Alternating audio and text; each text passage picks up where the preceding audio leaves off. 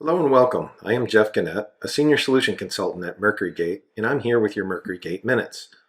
Our goal is to provide you with small snippets of information to help you improve your supply chain operations and efficiencies. Today's topic is TMS implementation, how to vet the onboarding to determine if a TMS is right for you.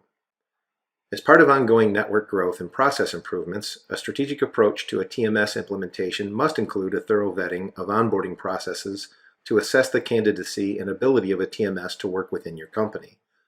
After all, extensive onboarding processes and cost-intrusive implementation could undermine the efficiency improvements a TMS seeks to make.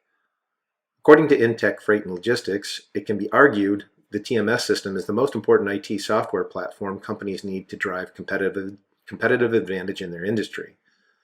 The reason for this thought is supply chain management has increasingly become far more complex and customers are demanding more. With that in mind, here are a few steps to follow to vet TMS implementation and ongoing onboarding to determine if the platform is right for your company. The first step is the simplest. Know the expected timeline for onboarding during the initial TMS implementation, including the projected time and effort it will take to onboard additional carriers and network partners. That information is vital to ensuring the TMS continues to add value long term. Step 2. Review the vendor's inclusion in the Gartner Magic Quadrant for TMS when possible. Onboarding is a vital aspect of TMS implementation, and Gartner makes a specific point of highlighting a vendor's processes for carrier network onboarding. As a result, companies looking to upgrade or purchase a new TMS should consider whether the vendor was included in the annual Gartner Magic Quadrant for TMS. Step 3. Another opportunity for evaluating onboarding processes is to review the vendor's past clients and their experiences. That may include contacting available references, reviewing publicly available information, and getting a general feel for how the vendor's onboarding will complement your process. Step 4. It is essential to choose a vendor that uses best practices-based onboarding processes to reduce delays and unnecessary costs. A vendor should follow proven methods of reducing confusion by clearly understanding your business requirements, configuring the system to support those requirements, and avoiding unnecessary rework.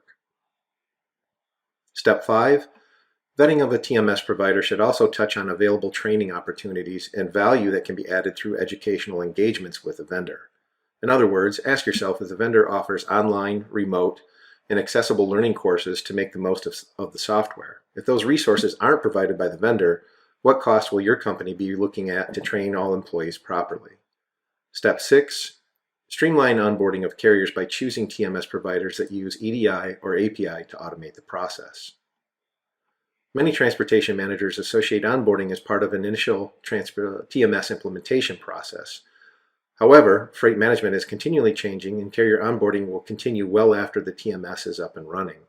As a result, it is essential to narrow down the list of potential TMS vendors to those that use EDI or API to automate processes for onboarding carriers and other supply chain trading partners. Enhance your TMS implementation by choosing the right solution. It is possible to thoroughly evaluate multiple TMS vendors from start to finish. Just be sure to vet a vendor's onboarding processes to ensure a seamless implementation and allow for easy modifications of the system in the future. Thank you again for your time. And to learn more about MercuryGate's TMS capabilities, please contact us at www.mercurygate.com.